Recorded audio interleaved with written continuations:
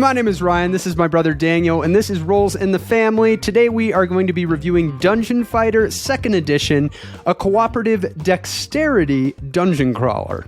And as long as you don't mind things getting a little silly, Dungeon Fighter is one of the most pure, fun, cooperative experiences for groups that enjoy dexterity games and love exciting moments to share as a team. Yeah, note that most of our plays actually come from the first edition of the game, but our sentiments carry over to the new edition. Additionally, we both splurged on the giant second edition collector's box that has all of the content, but it's all content that you could get through the individual sets. We'll make sure we have all those linked in the description below, but let's jump into the review. Dungeon Fighter has your team traveling through a dungeon where you'll be fighting monsters by physically bouncing dice onto a target. Each round, you will select between two possible rooms, forcing you to make trade-offs between speed through the dungeon, collection of loot, and the challenge of enemies you face. If you can make it through 3 levels of the dungeon, you will battle a final boss for an opportunity to win the game. The central mechanism of bouncing dice onto a target, which is often modified into various trick shots by monster, room, and weapon abilities, makes Dungeon Fighter an inherently light and funny game. Despite the dungeon crawling theme, complete with elements such as character abilities and equipment, the game retains more of a party game feel as players are laughing at their performance across a variety of situations.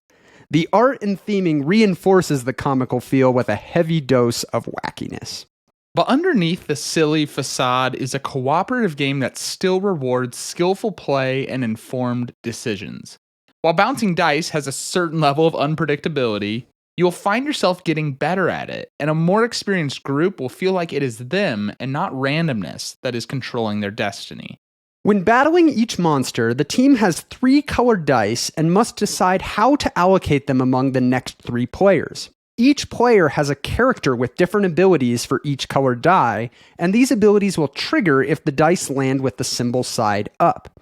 This means that in each new room, the team will immediately collaborate, discussing how does it make sense to split up the dice to maximize the abilities of those 3 players. Each throw carries a certain amount of pressure, as missing the target entirely will cause the enemy to attack you, and the team only has 3 free throws to try to defeat the enemy. If all the colored dice have been used, the team must decide to either use white dice, which are discarded after use and would need to be purchased at a shop, or everyone must take damage equal to the monster's level to get the 3 colored dice back again. Managing the party's health is important because if ever all players are knocked out during a fight, you lose the game. The party feel of Dungeon Fighter tends to make for the more the merrier experience, though lower player counts work great too, as the group has a little more control and you each get to take more turns. While it supports solo play, we can't recommend it for a game where the fun is so reliant on sharing the experience with friends. The game technically caps at 6 players, but we have actually had great games at 7 players since there's nothing that prevents you from throwing in another character. The funny, satiric dungeon crawling theme is great here and gives the game a lot of flavor, but it is mashed with a dexterity game that really abstracts a lot of the thematic connections, so don't expect it to feel as thematic as many other dungeon crawlers. A completely new group might feel the game is really random, but the reality is that dexterity elements tend to be mostly skill-based. Our group has played this game a ton, and we can assure you, you can get really good at it. Some of the unpredictability comes from the random dungeon and monster cards that can put you in tough situations, but it is all input randomness where the actual outcomes are resolved using your own dice throwing skill. The game takes a little time to set up as you get everyone their characters and set up the board and decks, but not too bad, and it is generally fun to assign everyone's goofy adventuring personas.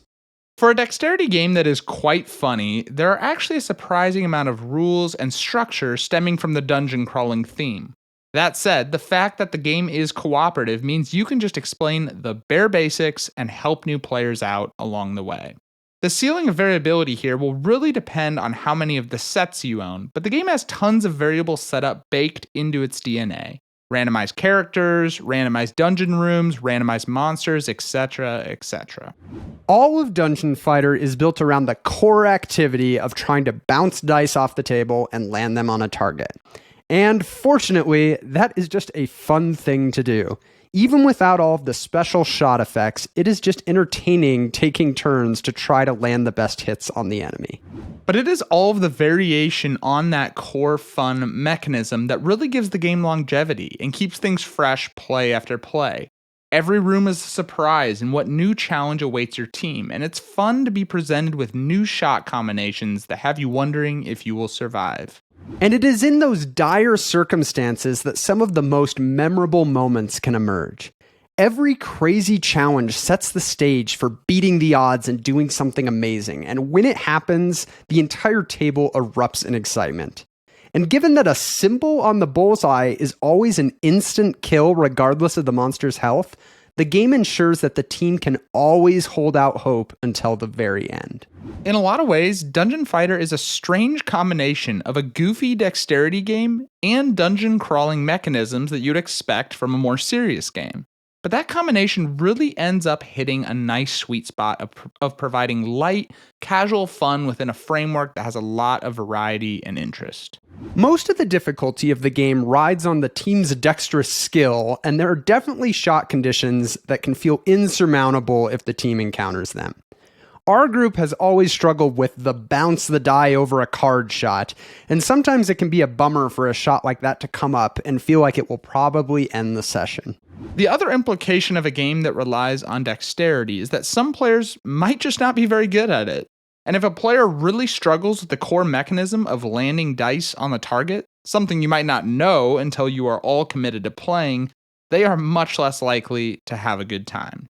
And now, let's get to our personal ratings for Dungeon Fighter. So when I think of games that I can pull out in like a party setting, there's kind of different like categories of party games. There's like really light kind of interactive games. There's like social deduction stuff. But Dungeon Fighter is a unique one where it feels like a party game in a lot of ways. And when you play it with a bigger group, but it's a dexterity game, but it's also a dexterity game that has like a lot of kind of meat to it in terms of like you got this whole dungeon crawling thing with characters and abilities. It's just like a unique beast. And it's one that I think when we first got the first edition way back, I was in like the perfect time of my life to really get a lot out of Dungeon Fighter because I was in college. I was meeting a bunch of these college friends, and like it just was the perfect game to pull out in a lot of these settings where, I mean, we would play it multiple times in a row. And just such good memories from the experiences those created. And so now I'm on the other side of it after so many plays. And, you know, our play counts here are the first edition plus the second edition that we now have. Mm-hmm. We both decided, you know, this is a game we want to keep playing. It has a big place in our collection. So we ended up splurging on the big box collector's edition, which, you know, I'm not going to recommend for most people as your way to get into the game. Like, it'd be great to just get one of the other sets. But that said, it's amazing. A really well done for really those well of us that like had played the game a lot. And I've had the opportunity now to play that one a little bit, and it's so fun to see kind of the new things they put into the formula, and they made some really good improvements to how the map works and some other things. I'm going to be coming in at an 8 out of 10, and it's hard to compare this game to some other games, right? Like if I'm comparing it to like strategy games I like or whatever, it's a little tricky to figure out like my rating, but it just is in this unique place as like more of a party game, and it fills it so well. Like when I have the right group for it, there is no other game that is better in that setting than Dungeon Fighter, and its ability to create amazing moments. Like it's just built into it that you're going to have chances for amazing moments because you get really hard things you have to do, and sometimes you might like, you know, do it in ways that the team wasn't expecting. So I'm so happy that the second edition got created, that it got, you know, it was a Kickstarter. It got funded and hit all these stretch goals. And so now I have this awesome copy of it that has all of these different shots and different variety that I can mix in. And so I've played it a lot, you know, and I think there's a little bit of it that the kind of, what's the word I'm looking for? The factor of the, not gimmick, Well, you're supposed to help me here, Daniel, when I can't I have think no of words. idea. Yeah, but the novelty, there it is. Novelty factor of like this very unique game. 90 games in, like it wears off a little bit. Like I've seen a lot of what Dungeon Fighter has to offer, but a lot of times I'm playing it with people that haven't played it, which is very fun to introduce it to people. Yeah. And even if I'm playing with people that have, like with all that variety and just pure fun factor, it's still one I love getting to the table. So 8 out of 10 for me. I know I managed to not only convince myself to get the collector's edition, but subsequently cause you to convince yourself to get the collector's edition. My wallet took a hit because of Ryan, as it usually does. I agree with a lot of what you're saying. I'm going to come in with an 8.5 for Dungeon Fighter.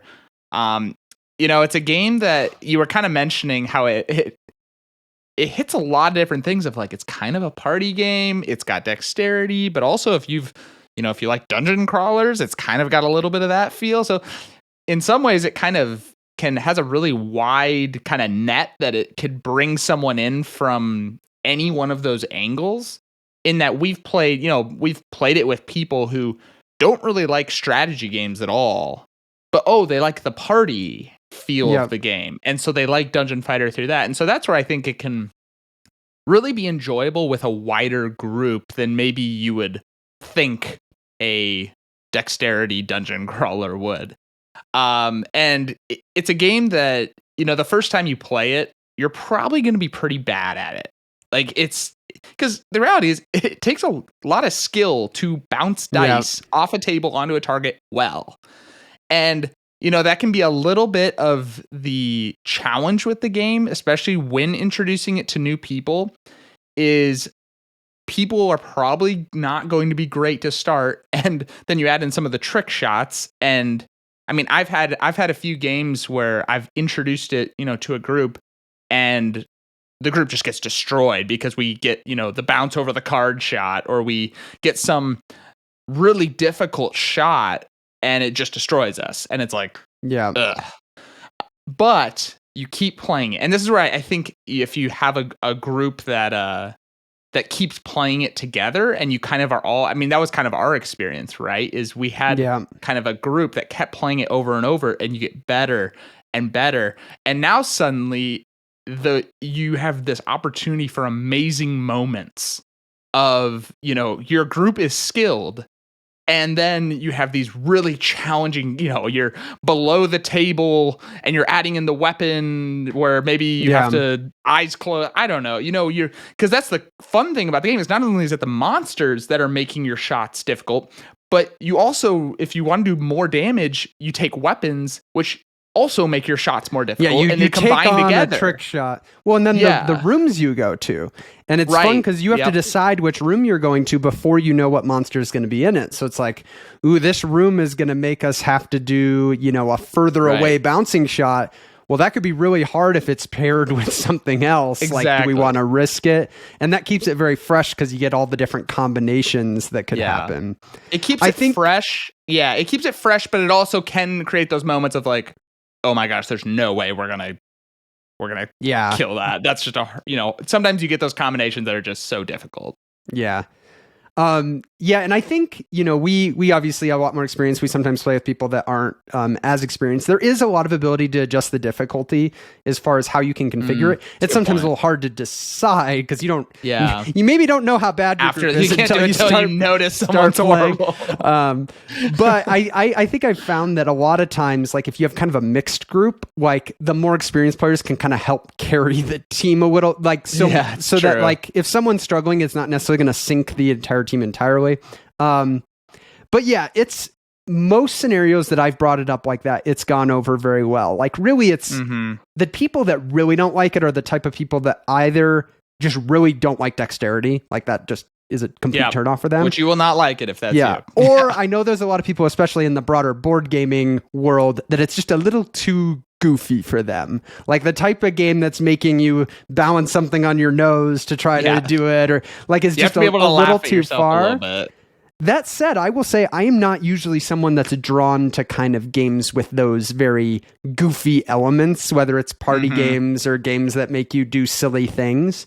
But it works for me in Dungeon Fighter because it's it's silly, but it's like sets up a real skill shot challenge for me to do. Like if you're someone that's ever enjoyed doing like trick shots in like a sport or like something, like it really translates into this game. You get all these opportunities to try to do these kind of amazing things, which I find very, very fun to do. And yeah, man, this second edition, the changes are really great. The amount of content, I mean, there's never been a better time to get into Dungeon Fighter.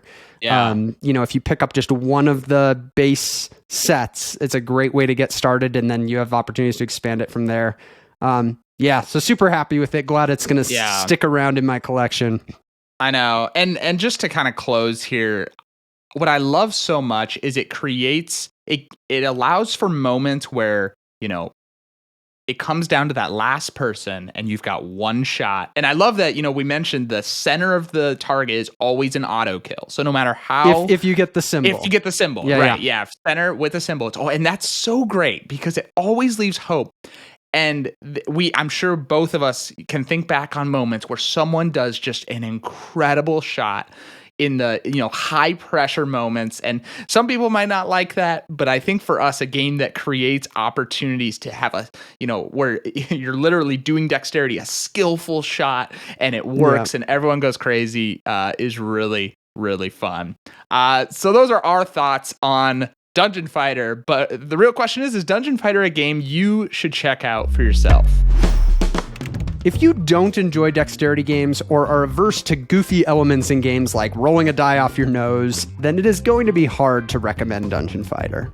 But if you want a cooperative dexterity game with a fun theme, enjoy the idea of attempting various trick shots, and like games that have the potential to create amazing moments, then Dungeon Fighter is a game that is definitely worth checking out. Hey, thanks for watching. If you feel like you need some goofy dice throwing, dungeon crawling in your life, we've got a link in the description below. You can check out Dungeon Fighter for yourself.